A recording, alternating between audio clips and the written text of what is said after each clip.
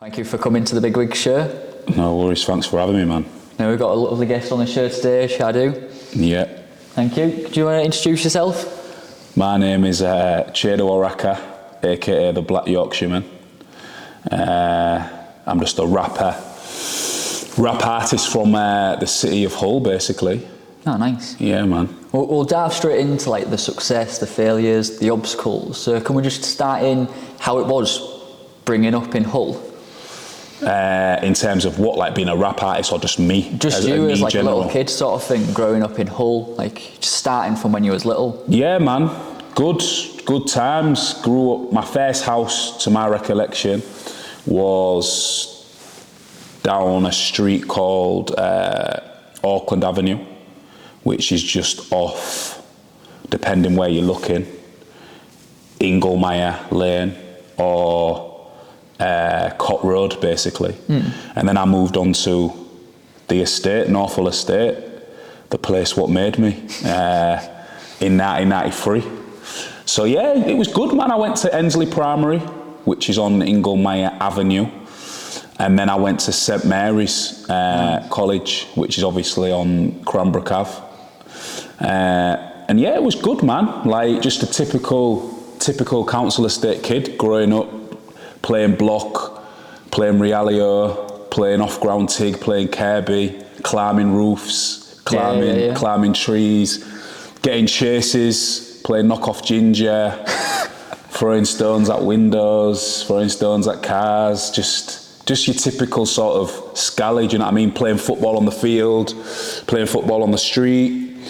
Everyone sort of knew each other on North Hull, do you know what I mean? I grew up on a street called 21st Avenue.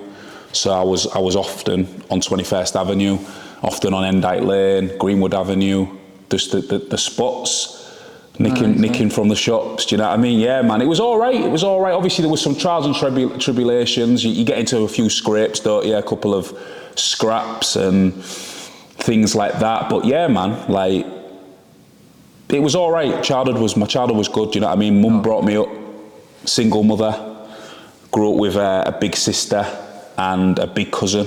Right.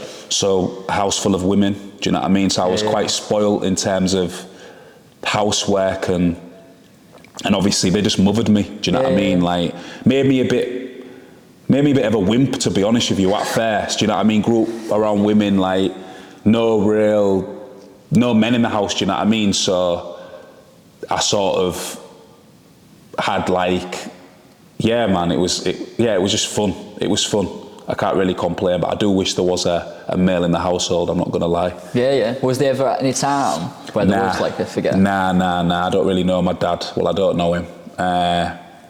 Obviously, my mum had friends, male friends who used to come, we used to call uncle and stuff like that, because in African culture, everyone's your uncle, do you know what I mean? And everyone's your auntie, do you know what I'm saying? So, yeah, obviously, a few of my mum's male friends and stuff used to bounce in, but there was no one I really looked up to or anything. Probably just looked up to the older kids on the estate and maybe some of my mates' dads. But yeah, on my own, do you know what I mean, from young. So when you say like you looked up to like your friends' dads, was there any like part of the life where you had like a best mate and like their like father was like your figure sort of thing? Yeah, obviously I had some good friends, do you know what I mean? I had some good friends. I don't know if I'd say they were father figures, do you know what I mean? But they looked after me, do you know what I mean? Like arm around me and stuff like that. But yeah, man, like I wouldn't really say I had any father figures, to be honest with you.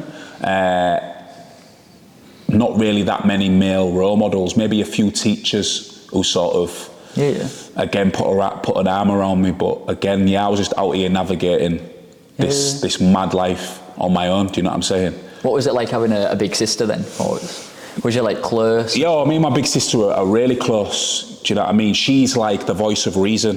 Me and my mum are very similar, both quite fiery. Do you know what I mean? When I was growing up, I gave my mum a bit of an hard time, to be honest with you, because I was just a bit of a scallywag. But my sister was always the voice of reason. I'd always used to listen to my sister. I don't know if it was her calm sort of tone, but my sister was quite. Is probably one of the most resilient people that I know. So maybe that was something that I took to, and that's why I used to listen to her. But oh, don't get it twisted, she was annoying as well. Do you know what I mean? Like, she was definitely annoying, and I most definitely would have annoyed her, do you know what I mean? The little bratty brother. But yeah, we are like proper close. Did you just like ignore her in the streets, or was it like... Well, me and my sister we had quite a different life, really, even though we lived in the same house. But I went to like state school, do you know what I mean? On the estate, everyone sort of knows me. Do you know what I mean? Well, my sister was quite reserved, and she went to private school. She got on a scholarship at Hull Grammar. Oh, wow. So my sister's quite articulate. Do you know what I mean? She doesn't swear. Like, she's just a very intelligent person. Do you know what I mean? So just total like chalk and cheese. But she has got that fiery side to her, to be fair, when pushed.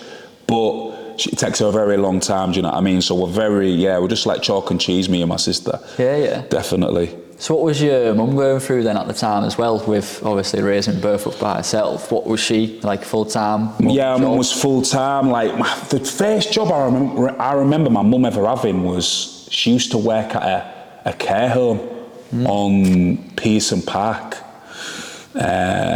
She worked there, and then she started like doing her own sort of stuff around the city, like setting up her own like teaching consultancy business.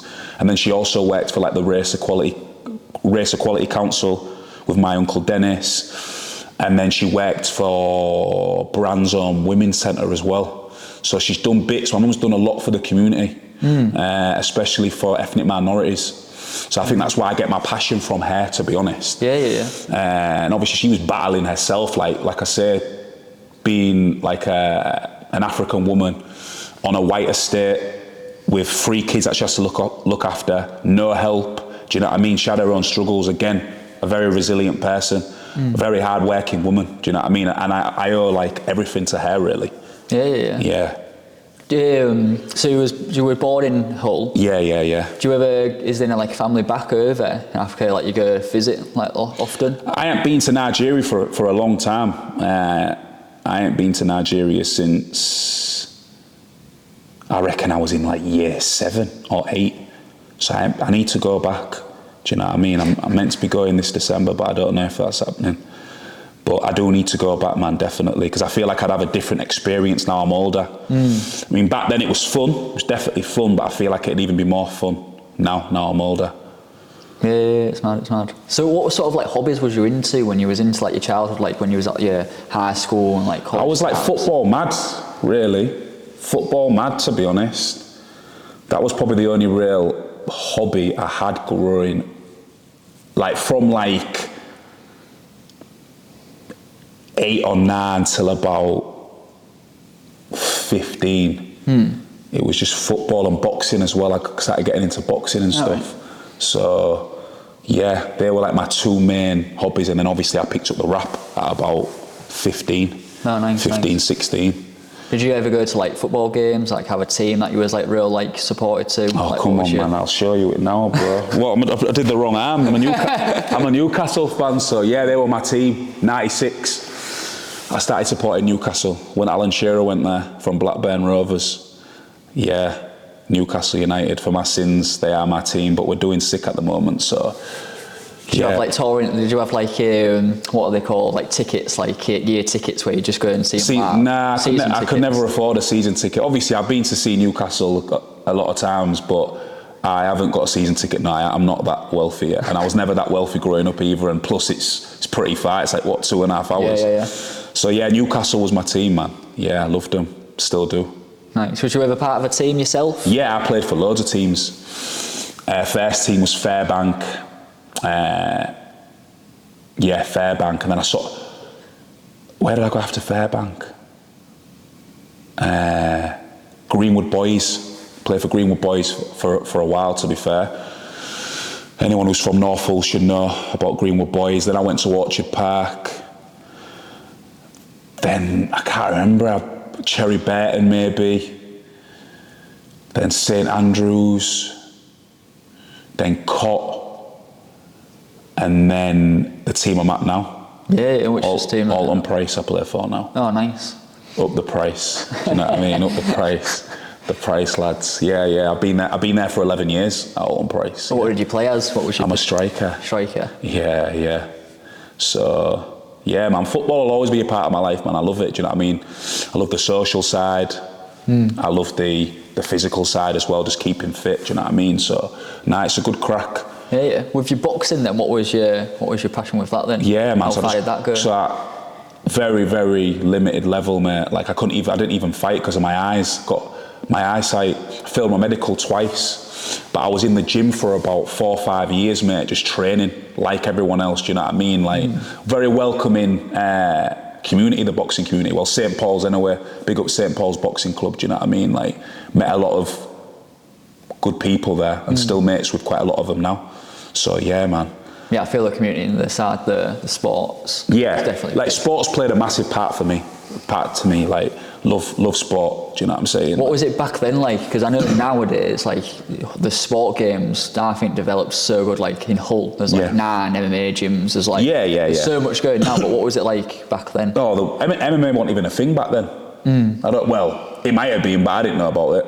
Like I think there was a few like maybe mixed martial arts gyms and stuff like that, but like MMA, like as in like McGregor and all that sort of stuff, it wasn't like as popular as it is now. Now everyone wants to be an MMA fighter, do you know what I'm saying? But back then, I think there was probably just a handful of mixed martial arts gyms. One of my mates, Dale Leafley, his dad had a gym. But yeah, it was mainly just boxing. Football, obviously, Hull's a massive rugby city, so there's loads of rugby stuff going on, do you know what I'm saying? So yeah, man, Hull's always had talent though when it comes to sport. So got Luke Campbell. Yeah, Luke, kid who I know well. Yeah, Luke, he was at St. Paul's when I was there. Absolute star. He's always been, to be fair. Like when I was there, anyway, I know like his start of his career wasn't that great, but when I was actually at the gym, he was the guy. Him and one of my good pals called Samir. They were like the 2 golden boys when I was there. He rocks it right at our gym. He's one of our coaches now at Carlton Gracie. All right. It's so surreal, like seeing one of like your old time figures. Just come out of nowhere. Yeah, he's a nice lad, man. He's done very well for himself.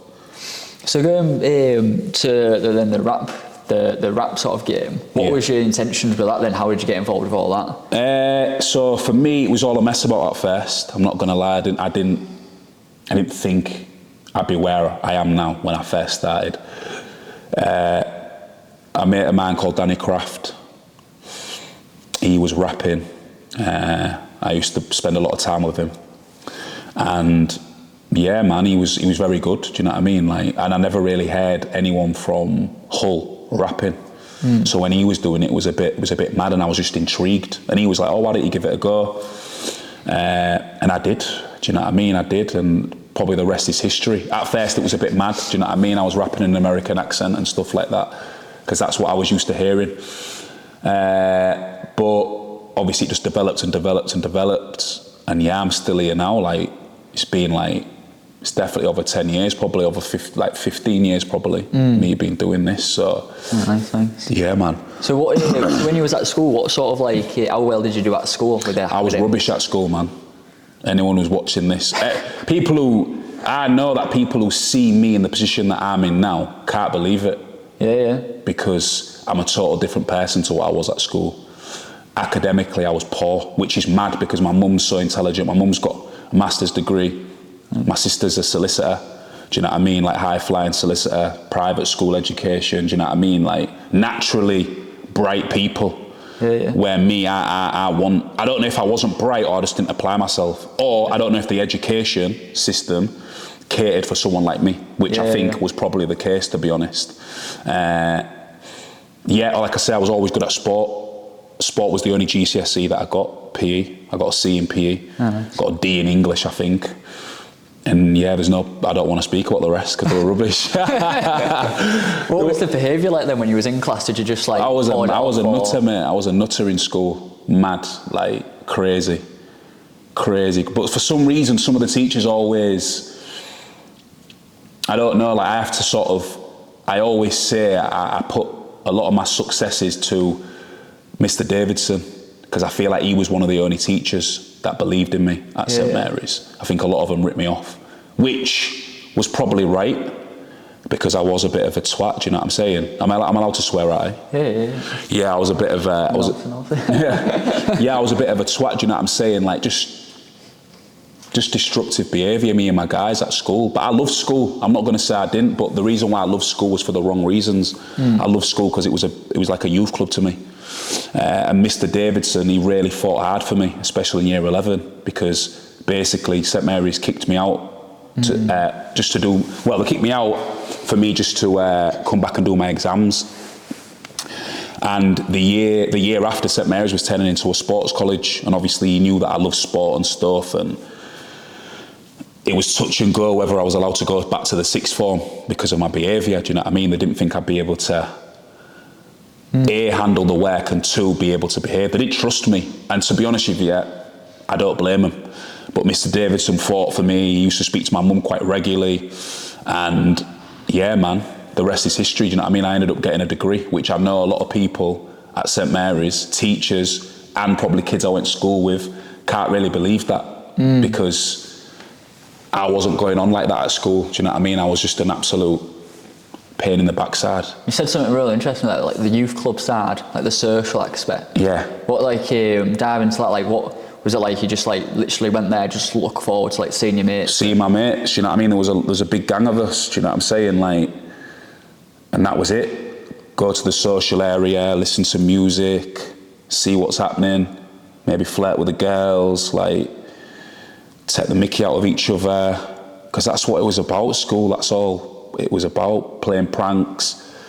Do you know what I mean? Like, is that why I liked uni so much? Because it's like, it is that 50-50 in at uni. Yeah, but uni for me again was a bit of a mad experience at first, because I didn't really settle in that well. I remember my first few weeks, I didn't really want to be there, because I was a chav, mate. I was a full-on chav, like, and I was very ignorant as well. So me being around different types of kids, do you know what I mean? Kids in skinny jeans and Doc Martens, just all different people, like purple hair and stuff. I was like, what's this, man? It's like a freak show. Like, what am I doing here? Do you know what I'm saying? So from uni then, how did you get into uni with obviously not having the good grades from school? So I had to do 3 years at college. So I did I did a BTEC. Just like a standard BTEC, which was worth 5 GCSEs. And then I had to do the big man course, the BTEC National Diploma, which was 2 years. So it was 5 years just to get through? I did 3 years. 3 years? Yeah, which is a funny story, because me and my mate Fig, that's who I went all through college with. I've known him since we've been like very, very young, like since like 3 years. I went to nursery together and that. Like, it's funny because when we did our first year at college, we messed about again. Like, again, obviously we weren't as bad as what we was because we didn't have all our mates with us, but to a certain degree we was just pissing about, do you know what I mean? And they actually said to us, like, don't come back because, 1, you're misbehaving still, and 2, you're not going to be able to do the national diploma because we don't think you're bright enough, basically, in a nutshell. They won't admit that, but that is what they were saying. So obviously, Fig's mum's a bit like mine. She's quite strong-headed, and she was just like, well, you're not staying at home doing nothing. And my mum was exactly the same, so you better get your asses back to college and see if they'll let you back in. So we've gone back there, and we've pleaded with them, basically, and they said, oh yeah, you 1 more chance, blah, blah, blah, so we've done it. What subjects were they in? So it was like, I can't remember the units. I know psychology was one of them. Yeah, I can't remember the units off the top of my head, but it was basically sport, yeah. BTEC, National Diploma, yeah, in like development and coaching or something like that. Did you find it easy, or was it? We just, yeah, I mean, it wasn't easy, but we just grafted, got our head down, you know, because we knew we had nowhere else to go. Like, it's either this or like going to the real world, like some of our other mates were doing, like, do you know what I mean? Like, me and him weren't built to be on building sites and doing all that sort of stuff, like in the cold weather and that, like. Yeah. Do you know what I mean? I was brought up by women, do you know what I'm saying? Like, I can't even, when it comes to DIY now, mate, I'm appalling. Yeah. I'm real appalling, do you know what I'm saying? No one's taught me anything, so I'd rather wash the pots, do you know what I'm saying? I would, mate. I'd rather wash the pots. So when you finished your college course, yeah, and then you applied for uni, yeah, What different unis did you apply for? And which one was like more appealing to you? So like it was all mad to me. Like I said, mate, even though my mum's gone to uni, my sister's gone to uni, my big cousin Anita went to uni, I never thought I was going to go to uni until my last year of college. Like I didn't even know it was a possibility. Chiedu Oraka at uni, like that's mad to me. That's what I was thinking. So yeah, it came to like applying on UCAS and stuff. Like I remember my sister helping me with my personal statement, and I just applied for, because again I was ignorant and I was scared to leave the nest of Hull. I just applied for real local unis. So I applied for Hull Uni, doing sports science. I applied for Hull Uni at the Scarborough campus, doing, I think it was sports management. I applied for York St John's, and I applied for Lincoln, and I applied for Leeds. Got into the 2 Hull courses, didn't get into York, and I didn't get into Leeds, and I got into Lincoln. So yeah, like I was going through a couple of legal issues at the time. So my mum wanted me just to leave Hull, basically. She said, you need to leave Hull, like get a new start, do you know what I'm saying? So we went to the open day at Lincoln Uni, and me and my sister got the train there, and my sister was like, oh, I've got a real good feeling about this place. I think you should come here. And yeah, I just went there, basically, because she said that, because she went to Derby Uni. She says, oh, I've got a similar feeling. So when I went to Derby, when I went on the open day to Lincoln, I think you should come. It's a fresh uni, it's new, like, I think you'll thrive here. And I was just like, oh, I don't know. And then in the end, I sort of had to go. And what was the degree in? It was in sports development and coaching.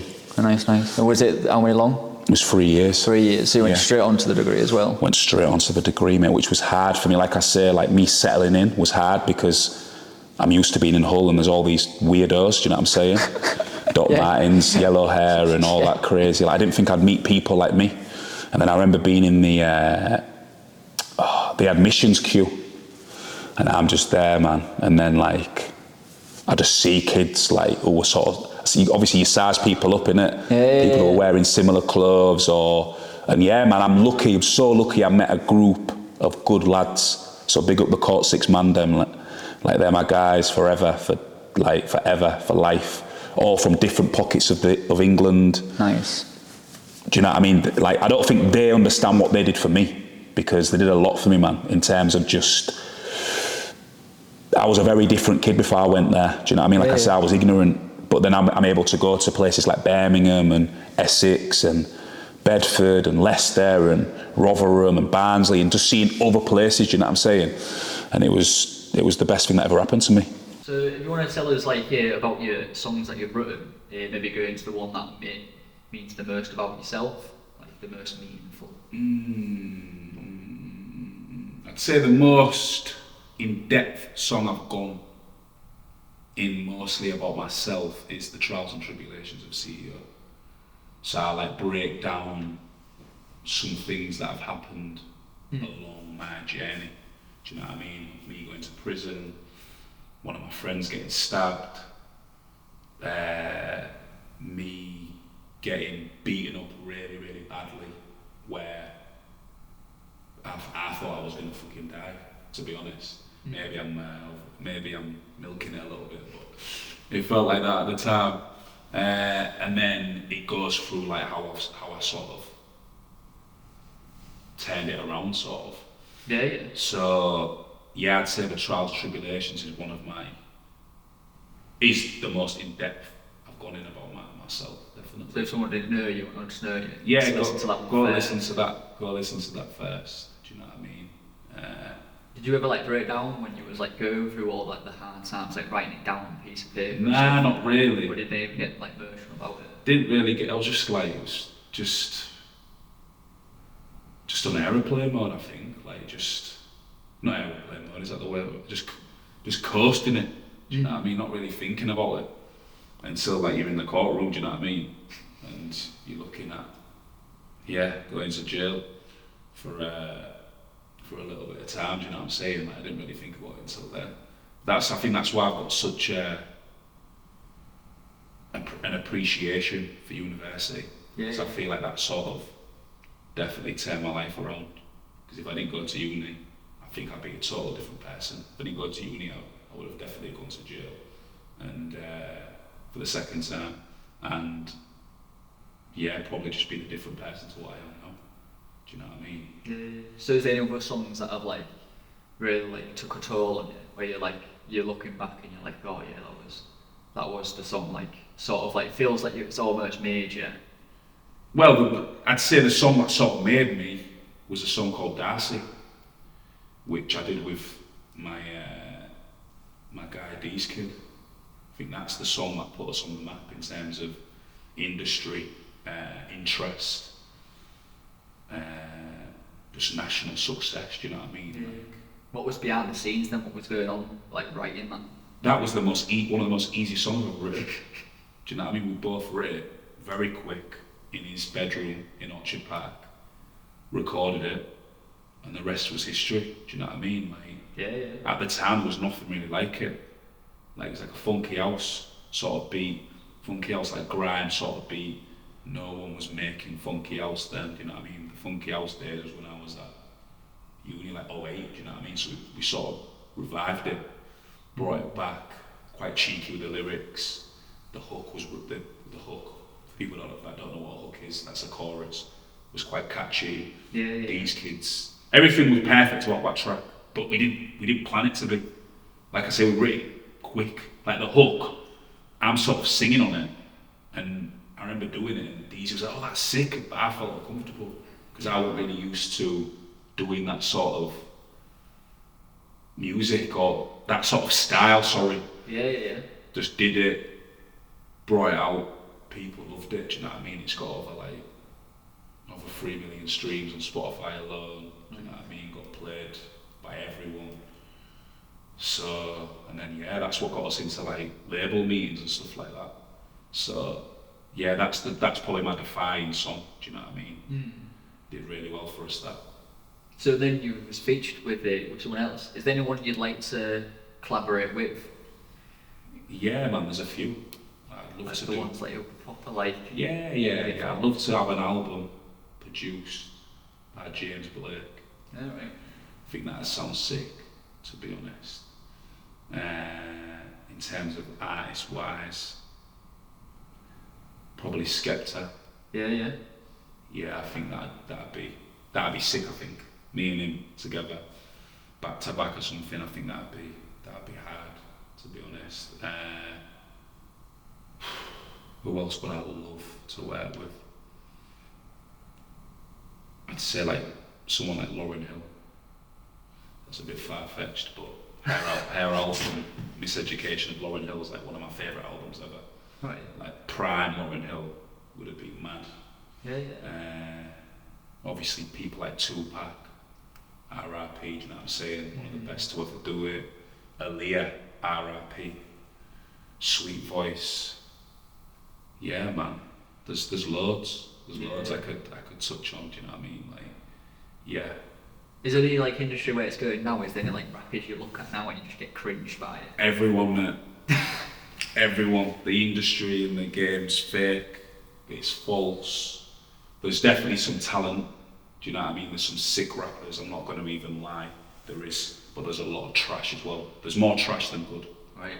Yeah, more trash than good, and TikTok dances and all that, and bait samples of songs that have come out years ago that were popular, and just banging that on like a drill beat, and yeah, man, it's just corny. All these tastemakers who've never written a song in their life have got so much influence, and for me, man, that's just corny, man. Do you know what I'm saying? There's no one really being authentic. Do you know what I'm saying? Everyone's acting too cool in front of camera. No one's being themselves. Do you know what I mean? Like, it's embarrassing. So yeah, the current state of the game, like in terms of popularity, it's in a fantastic place. Like, numbers are great, culture, brilliant, but in terms of like actual musicians and music, man, the level's low. Really, really low. So would you say it's like if you had like that passion or like you was actually good, do you reckon it's like the perfect time to get involved and invested sort of thing? Maybe not, because like I feel like a lot of the artists that are in the limelight, I mean, they've probably sold their soul, not making music they want to actually make. A label's pumping money into them, and a label's telling them what to do. So yeah, man, maybe it's not really a good time to be authentic. Maybe you just got to fake it till you make it. But me, I could never do that. Do you know what I mean? I wear my heart on my sleeve. Do you know what I mean? I'm an emotional guy. Do you know what I'm saying? So yeah, man, it's tough times for independent artists right now. For artists who actually stand for something. Yeah. It can be quite tough. Do you know what I mean? Because you do fall into the lane where, oh, should I just make a song like that? Because if I make a song like that, I'm going to get the numbers and I'm going to become more popular. But there's not many artists that are just doing things like authentically. Do you know what I mean? So yeah, man, that's my opinion on that, definitely. So a little bit of like touch on it. So like, what sort of advice you'd give to someone trying to get into the game? Just don't listen to anyone. To be honest, that is the best bit of advice. Don't listen to anyone. Learn on the job, basically. Learn on the job. Don't listen to anybody. Do what comes natural to you. So would you say it's like almost like a lonely game? Oh mate, it's real lonely. It's one of the most loneliest games ever. Real lonely. Like just this morning, I was arguing with some troll. Or was it yesterday? Yesterday morning, I was arguing with some troll who was like trying to rag me. You're not from Norfolk Estate, blah blah blah. And it's just like, mate, like, who are you, bro? Trying to tell me that, oh, I've never seen you on there. I said, bro, you open your eyes then. You don't go outside. But like, sometimes you have days where, because normally I wouldn't even argue with him. I would have just let him comment and I'd just get on with my day. He must have just caught me at a bad moment. Sometimes that happens. Do you know what I'm saying? It's very lonely. No one understands the graft. Yeah. Especially people who are not in the industry. It all looks good. Because you can hide behind the Instagram, can't you? Yeah. Oh, I'm doing this, like, yeah. But deep down, you're not doing nothing, man. Getting out loans and pretending you've got money. Yeah, you're not doing nothing. Do you know what I mean? And there's nothing wrong with that. But just be natural. Lockdown was tough for me when it came to music. It was tough. Do you know what I mean? But it's not for the faint-hearted, this music industry. And if you think you're just going to be making money straight away, go find another game. Don't be fooled by these people who've got jewellery in their music videos and they've got girls twerking in their music videos. Every day is not like that. So with like the money side, like how would you make money in the rap game? Well, you don't make money from streams anymore. Well, not anymore, you never did. Obviously it helps to definitely have streams because it can accumulate to some sort of income, but how you really earn money in this game is doing shows and like brand deals and stuff like that, sponsorships. That's how you earn the cheddar, man, definitely. So try and do as many shows as you can, do you know what I mean? And try and create a demand, try and create curiosity. What's the best way of like approaching obviously producers and stuff like that for getting the CDs? So obviously you said Yeah, that was old school, bro, though. You'd never, well, anyone in 2022 who's out on the street selling CDs, yeah, that's not the one, man. Back then it was the one, you know what I'm saying? There was loads of people. I got that hustling mentality from when I used to go to London and I used to walk down Camden High Street and there used to be rappers selling the CDs. But yeah, you don't do that now. You have to just, it's all social media, innit? You have to sort of put yourself out there, make sure you're on all these social platforms, DM people, do you know what I mean? Make some noise yourself, and then people will probably come to you and want to collaborate as well. It's very clout-driven music as well. Very clout-driven. People think they're better than what they are, and don't want to work with you unless you're bringing something to the table. Yeah. So you got to make sure your table's full. So when that time comes, you're ready. Yeah. So it's like the game's quite changed obviously drastically. Oh, the game, obviously, social media's changed it, do you know what I'm saying? Like, the lack of, like, obviously back in the day, you would sell physical CDs in like HMV and Virgin Megastores. That's when the artists were earning money from sales because it's physical copies. But now the game's different, it's fast. There's a new song out every day. Yeah. So you just constantly competing, do you know what I mean? It's the era of fast food music. That's why I won't drop an album.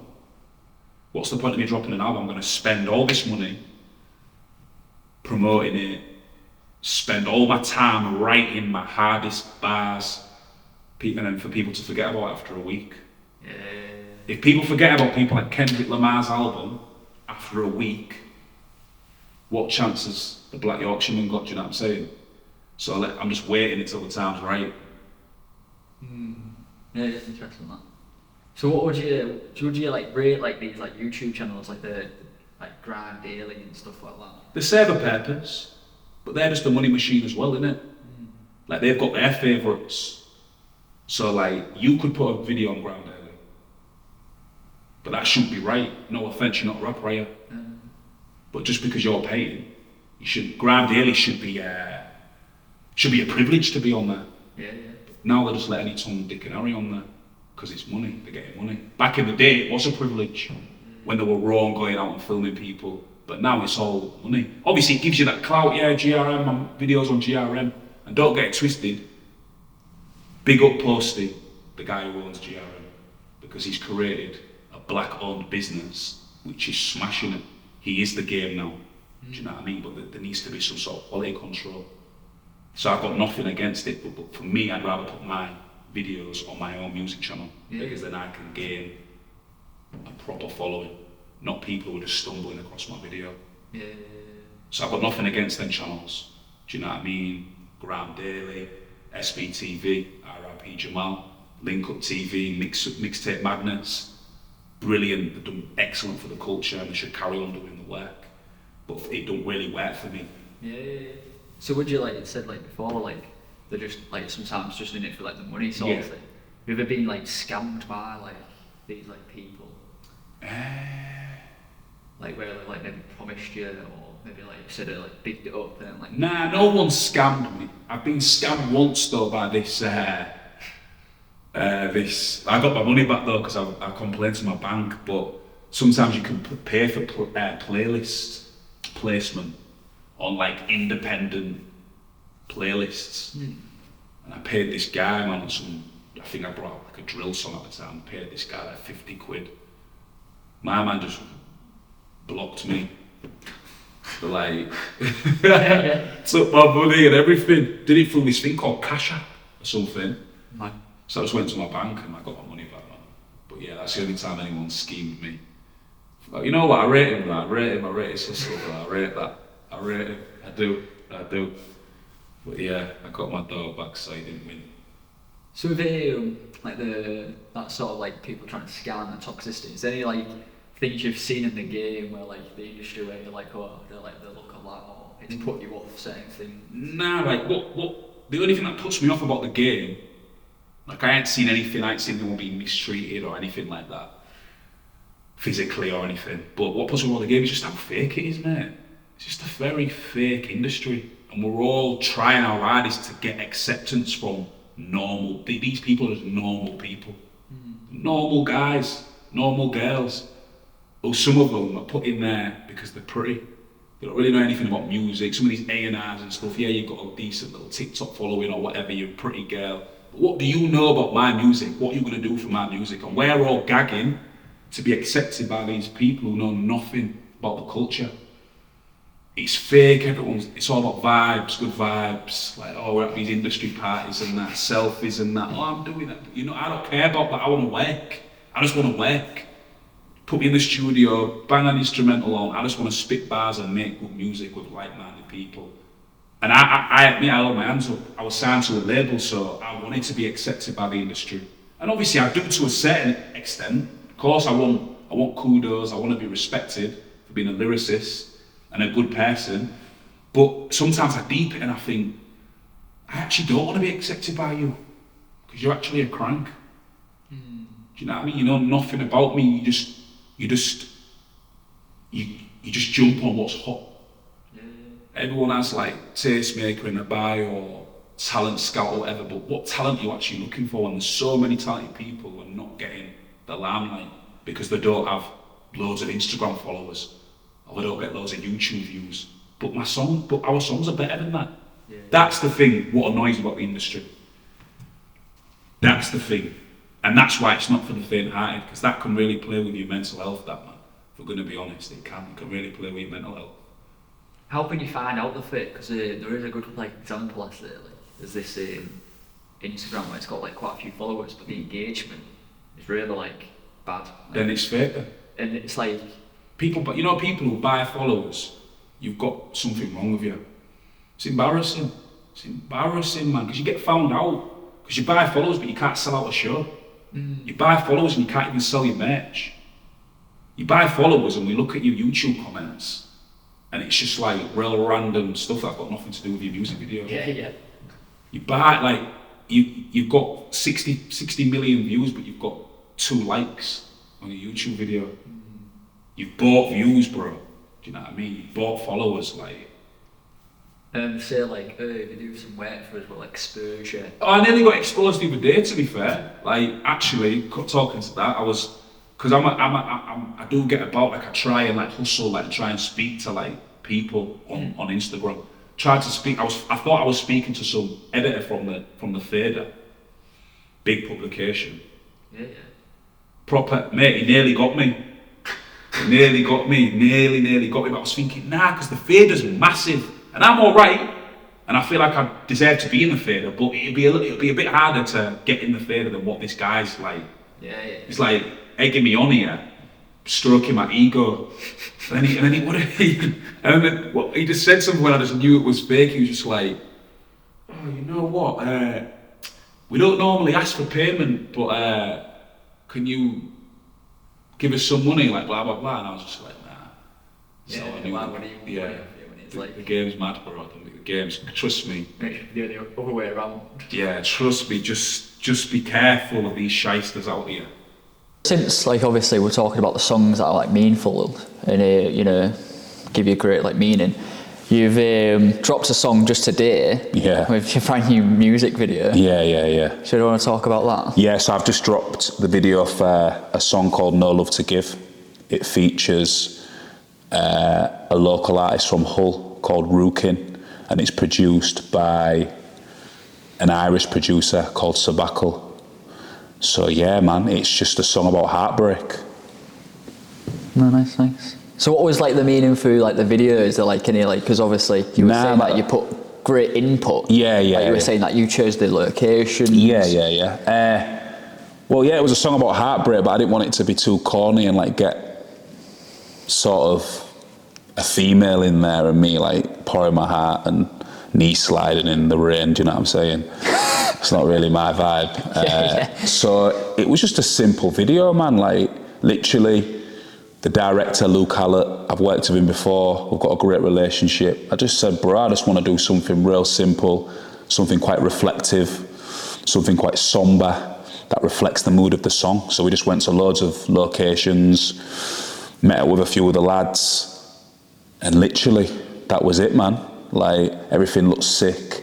I think the outfits we was wearing was good as well. It really brought some, good vibes, you know what I'm saying? Brought good vibes to quite a miserable song. Yeah. But nah, man. Yeah, that's literally it. There's no big story about the video, do you know what I mean? It's not a real conceptual video. It's just a nice, clean cut video, what I think will grab people's attention. So where can your audience find that then? So yeah, it's literally out now on my YouTube channel, No Love to Give. Make sure you subscribe to my YouTube. Do you know what I mean? I think it's Oraka Man 11. I don't know why I've got that random name, but that's what it is. Do you know what I mean? But just put Chiedu Oraka in YouTube, No Love to Give, you'll find it. It's on Spotify as well. It's on Apple Music. Yeah, man. I released an EP this year as well called Council Estate Confidence. I'm wearing the merch now. Do you know what I'm saying? So yeah, there's so much of Chiedu Oraka on the internet, what you can find. But yeah, No Love to Give videos out now. Nice. So not only have you released that and stuff, you've also been on other things as well. You've branched out to podcasting. Yeah. I've seen you on other podcasts with other people. Yeah. What can you talk about with that then? Where are you going with that? Yeah, so I've got a podcast called Council Estate Confidence, which is sort of another slogan that I'm really passionate about. I feel like I want to shine the light on people who grew up on council estates, who have basically made something of themselves. I feel like it's really important for people on council estates to have role models. I think sometimes we're lacking role models on council estates, so that's the idea of the podcast. I like to basically get guests in and ask them questions that they probably haven't really been asked before. So yeah, that's the whole concept. So how's it going with like getting guests on and stuff like that? How are you approaching people? Yeah, getting guests on can be quite difficult, and that's why it hasn't been that consistent, because a lot of people who are scared to get in front of the camera, to be honest, which I understand. It's not easy sometimes, but so that's the reason why I haven't been consistent. But going back to your question, how do I ask people to get on there? Is literally just send them a DM and just say, come on my podcast. You've got a great story, and I think the people deserve to hear it. Is it ever face to face, like people and stuff like that, or is it always through like an email or a DM? Or I mean, sometimes it's sometimes face to face.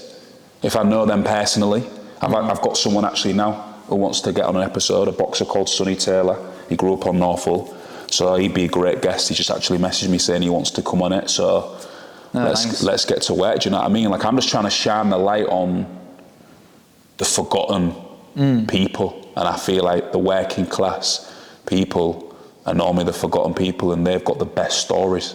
And I said, I feel like the people need to know about their stories. Do you know what I'm saying? Yeah. What is it? What makes it personal to you? Why did you start doing podcasting? Because I'm from a council estate. Do you know what I'm saying? And I see a lot of these young kids. As you know, I'm very passionate about the youth. I see a lot of these young kids, and they don't really have positive role models.